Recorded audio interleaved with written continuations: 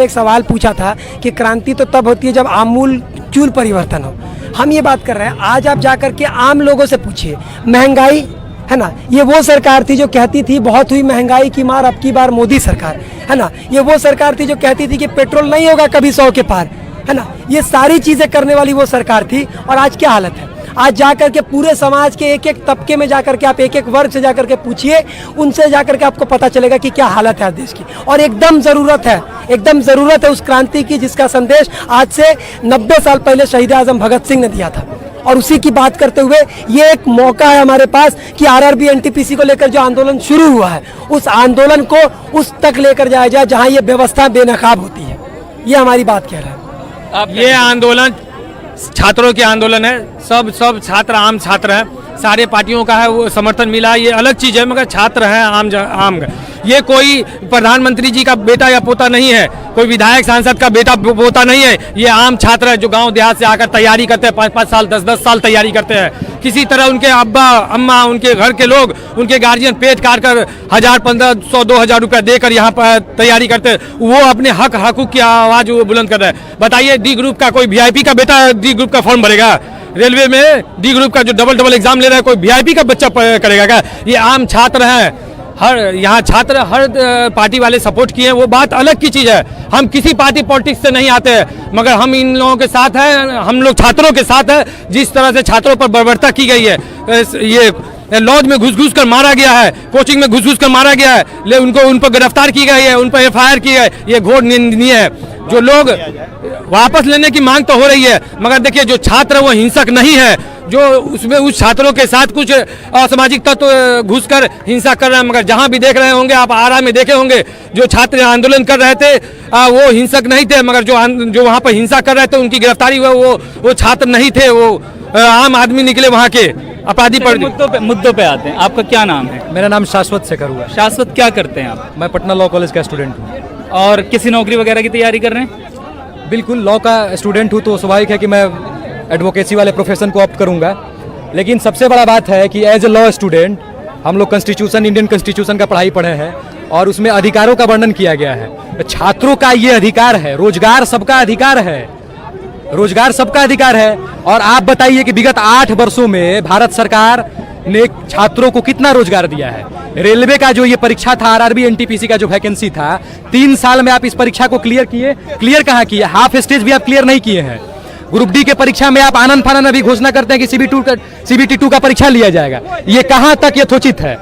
उसके बाद अपने आवाजों को लेकर छात्र जो डिप्रेशन में थे सड़क पे उतरे, उन्होंने ऑनलाइन आंदोलन चलाया ट्विटर के माध्यम से। उसके बाद जब छात्र सड़क पर आए तो आप लोगों ने उनके ऊपर दमनकारी तरीके से लाठीचार्ज किया। लाठीचार्ज करने के बाद आप लोगों ने तमाम तरह के निर्णय लिए, उनके ऊपर FIR किया गया। लेकिन हम देख रहे हैं इस प्रोटेस्ट से वो छात्र जो जिन पर लाठीचार्ज हुआ वो तो दूर हैं, राजनीतिक संगठनों के ज्यादा हैं। तो क्या ये कहा जा सकता है कि राजनीतिक संगठनों ने कहीं ना कहीं इस जो प्रोटेस्ट था उसको हैक कर लिया है? नहीं, ये हाईजैक नहीं किया गया है किसी भी राजनीतिक संगठन के द्वारा। हमारा मूल भावना है, हम लोग भारतीय राष्ट्रीय छात्र संगठन से हैं, हमारा मूल भावना है हम लोग देश भर में छात्रों के मुद्दों को लेकर लड़ते हैं। और हमारा मूल भावना है जब छात्रों के साथ राजेंद्र नगर टर्मिनल पर उनके साथ बर्बरतापूर्वक लाठीचार्ज हुआ, हम लोग सैदपुर छात्रावास में रहते हैं बगल में, तुरंत हम लोग वहां पहुंचे। फिर पता चला कि भिखनापाड़ी में छात्रों के साथ लाठीचार्ज हुआ, तुरंत हम लोग वहां पहुंचे। हम लोग जहां भी कोई भी मुद्दा होता है वहां तत्परता के साथ खड़े रहते हैं, कभी हम लोग पीछे नहीं हटे हैं। ये छात्रों का मांग है, हम भी छात्र हैं और जो भी छात्र इस चीज को आवाज उठा रहे हैं आरआरबी अभ्यर्थियों के लिए, वो भी हमारे लिए छात्र हैं। देखिए तमाम तरह के लोग जो है, ये दुकानें हैं, जो प्रतिष्ठानें हैं, सारी बंद है और आम जन ने भी इसका सहयोग किया है। तो ये पूरी तरह से बंद सफल है और हम लोग जब तक ये सरकार मांग नहीं पूरी करती है, हम लोग अपना आवाज उठाते रहेंगे। जो दर्शक हमारे साथ अभी जुड़े हैं उनको हम बता दें, हम इस समय पटना के डाक बंगला चौराहे पर हैं, जहां अलग अलग ग्रुप्स में छात्र संगठन प्रोटेस्ट कर रहे हैं। कहीं राजद से जुड़े हैं, कहीं जन अधिकार पार्टी है, कहीं वामपंथी दल है, NSCY के कुछ लोग मिले, जनता दल यूनाइटेड के भी कुछ लोग हमको यहाँ मिले हैं। यहाँ कुछ लोग बैठे हैं, उनसे जन अधिकार पार्टी के लोग हैं, इनसे बात करते हैं। आप क्यों हैं इस प्रोटेस्ट में शामिल? हम इसलिए हैं कि हम देश के नागरिक हैं। हम इसलिए हैं कि छात्र आंदोलन से कोख से जन्मी हुई सरकार दिल्ली और पटना की छात्र को ही गोली और गाली से बदनाम कर रही है और मार रही है। इसलिए हम सड़कों पर हैं। हम इसलिए भी हैं कि हमारे वो बच्चे हैं, हमारे बच्चे को आप उग्रवादी और आतंकवादी मत बोलो। हमारे बच्चों को आप लॉज और हॉस्टल में जा करके मत मारो, हमारे बच्चों पर मुकदमा मत करो। हम इसलिए सड़कों पर हैं, आप सत्ता की दलाली करने वाले बहकावे में मत आइए, इसलिए भी हम सड़कों पर हैं। हमारा देश महफूज रहे, हमारे बच्चे का भविष्य उज्जवल रहे, ये बुनियाद है हमारे बच्चे, इसलिए हम सड़कों पर हैं। और आरआरबी एनटीपीसी में जो घोर गड़बड़ियां हुई है उसको 20 दिनों के अंदर में सुधार करके घोषणाएं 5 मार्च और 5 कमेटियों के द्वारा नहीं, 20 लोगों और 20 दिनों में की जाए। पटना में आरआरबी एनटीपीसी भर्ती में हुई कथित गड़बड़ी के खिलाफ जो है छात्रों ने बिहार बंद बुलाया था, उसका यहाँ पर हमें मिला जुला असर देखने को मिला है। छात्र संगठन मार्च करते हुए निकले, उन्होंने कई जगह दुकानों को बंद कराया, लेकिन अगर हम यहाँ से परे देखें तो जो दूसरी सड़कें हैं इन चौराहे से, वहाँ पर ट्रैफिक सामान्य रूप से चल रहा है। ये रास्ता रेलवे स्टेशन और विधानसभा की ओर जाता है। स्टेशन चौराहा जी, इधर तैयारी करने वाला ये गांधी मैदान जी। और मैं विष्णु से कहूंगा कि एक बार जो है यहाँ का दृश्य हमारे दर्शकों तक पहुंचाएं। हम कुछ और युवाओं से यहाँ बात करेंगे। प्रदर्शनकारियों का एक और समूह आया है, ये आरजेडी के से जुड़ा हुआ छात्र संगठन है, जिसके प्रदर्शनकारी अभी यहाँ पहुँच रहे हैं। विष्णु, जरा थोड़े दृश्य हमारे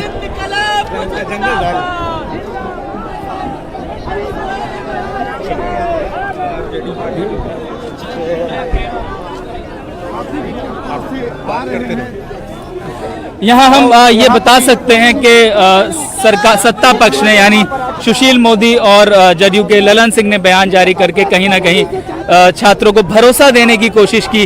वहीं इस बिहार बंद और जो प्रोटेस्ट है इसका अहम हिस्सा रहे कोचिंग संस्थान संचालक खान सर ने भी एक वीडियो जारी करके छात्रों से प्रदर्शन में शामिल न होने की अपील की थी।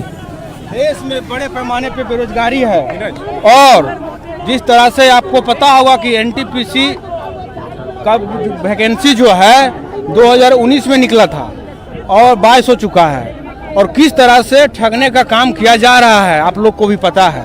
और जब छात्र अपनी हक की लड़ाई के लिए रोड पे आते हैं तो उस पर गोली की बरसात की जाती है, आंसू गोले दागे जाते हैं। यहाँ तक कि जो हॉस्टल में जाते हैं छात्र लोग, उसे भी बुरी तरह से ये लोग पीटने का काम करते हैं। यह बहुत ही निंदनीय है।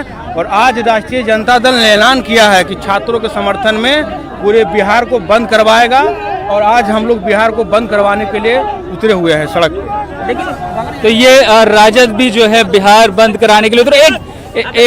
एक राजद का ही कार्यकर्ता जो है बात कर रहा है मीडिया से, उसकी बात आपको सुनना पड़ेगा। और नरेंद्र मोदी जी को ये अपने डर से इस चीज को लेंगे, और अजनबी वैष्णव को जब तक इस्तीफा का मांग नहीं होगा तो राष्ट्रीय जनता दल हमेशा विरोध करते रहे। आप क्या करते हैं? हम स्टूडेंट हैं, हम भी 2019 में फॉर्म भरे थे। रेलवे का उसमें 500 रुपया लिया गया था। नरेंद्र मोदी पता है कि 500 रुपया लिए, बोले कि एग्जाम होगा उसके बाद पैसा रिटर्न होगा। जब अब 3 साल के बाद हमारे पैसा से व्यवसाय कर रहे हैं, 3 साल का सूद इंटरेस्ट कितना हो गया। आज भी आप एग्जाम नहीं लिए, जिनका 29 साल उम्र हो गया होगा, 32 साल के बाद आपके यहाँ वैकेंसी मतलब है, तो क्या करेंगे बेरोजगार लोग। जिस प्रकार से जो ठगने का काम किए थे कि 2-2 करोड़ रोजगार देंगे, आज वो कहाँ रोजगार गया। पैसा रिटर्न किया आप लोग? पैसा रिटर्न नहीं हुआ, कहीं रिटर्न नहीं हुआ, पैसा रिटर्न नहीं हुआ। 500 का आज भी अभी जो एग्जाम देगा, एग्जाम में बैठेगा, एग्जाम आप लीजिएगा तब ना पैसा रिटर्न होगा। डाक बंगला पे ऐसे ही बहुत सारे यूट्यूबर्स, पत्रकार जगह जगह पर जो है छात्रों की बात जो है लोगों तक पहुंचा रहे हैं। पुलिस भी यहाँ पर मुस्तैद खड़ी हुई है। माहौल अभी तक पूरी तरह शांतिपूर्ण बना हुआ है। हमारे पास कहीं से भी किसी भी तरह की कोई हिंसक या उत्तेजक घटना की कोई खबर नहीं है। ये कहा जा सकता है कि प्रदर्शन अभी तक पूरी तरह से शांतिपूर्ण है। कई जगह दुकानों को जबरदस्ती बंद कराने की कोशिश की गई, तो वहां पर जो है उसको कंप्लाई कर लिया गया। और अब हम ये वामपंथी छात्र संगठन इनके साथ आकर बात करते हैं। क्यों प्रोटेस्ट कर रहे हैं? आरआरबी एनटीपीसी के एग्जाम के रिजल्ट में जो स्कैम हुआ है उसके लिए हम लोग प्रोटेस्ट कर रहे हैं, और ये हम लोग का ज्वाइंट कॉल था पूरे बिहार को बंद करने का। प्रतिवाद में कामरेड। आपने एग्जाम दिया है कोई? मैं ऑल इंडिया स्टूडेंट्स फेडरेशन से हूँ और मैंने कई एग्जाम दिया है। एग्जाम का परिणाम बिल्कुल विपरीत, जिस तरह से अभी छात्र संघर्ष कर रहे हैं। हमने कई टेक्निकल कोर्सेज भी किया है, लेकिन रोजगार नहीं है। और अभी हम पूरे बिहार भर के AISF का नेतृत्व कर रहे हैं, ऑल इंडिया स्टूडेंट फेडरेशन का नेतृत्व कर रहे हैं। छात्र जो आंदोलन कर रहे हैं उनका मांग जायज है। उन्होंने जो लड़ाई लड़ा है उनके साथ निश्चित तौर पर नौकरी के नाम पर नौटंकी हुई है, सरकार ने उनके साथ छलावा किया है, उसी के खिलाफ। और जब वो लड़ रहे थे तो उन पर लाठीचार्ज किया गया, उनके साथ बर्बरतापूर्ण रवैया अपनाया गया। उनसे बातचीत करने के बजाय, बीच का रास्ता निकालने के बजाय सरकार ने उनके आंदोलन को बदनाम करने के लिए वो जो ट्रेनें जली उसमें उपद्रव को घुसा के ट्रेन जलवाया गया। अब तरह तरह का नोटिफिकेशन का झांसा सरकार के द्वारा दिया जा रहा है, जिसके खिलाफ छात्रों से जिंदा लगाव रखने वाले, नौजवान के रोजगार से जिंदा लगाव रखने वाले लोग आज सड़क पर उतरे हैं, पूरे बिहार को बंद करने का काम किया। तो अलग अलग संगठनों के जो प्रतिनिधि हैं वो यहाँ इस प्रोटेस्ट में शामिल हैं। हम इस समय डाक बंगला चौराहे पर हैं। यहाँ से कुछ दूर भिकुनिया मोड़ पर जो है छात्र जमा हैं, वो छात्र हैं जो प्रतियोगी परीक्षाओं की तैयारी कर रहे हैं। यहाँ दो युवा खड़े हैं, इनसे बात करने की कोशिश करेंगे। आप क्या कर रहे हैं भैया? छात्रों के साथ देने के लिए आए हैं। छात्रों को जो समस्याएं चल रही है उसको उजागर करने के लिए हम लोग यहाँ पे आए हैं। आप किसी संगठन से जुड़े हैं? संगठन से नहीं है, लेकिन एक छात्र जरूर हैं। क्या करते हैं आप? अब हम लोग कंपटीशन की तैयारी करते हैं। किसकी?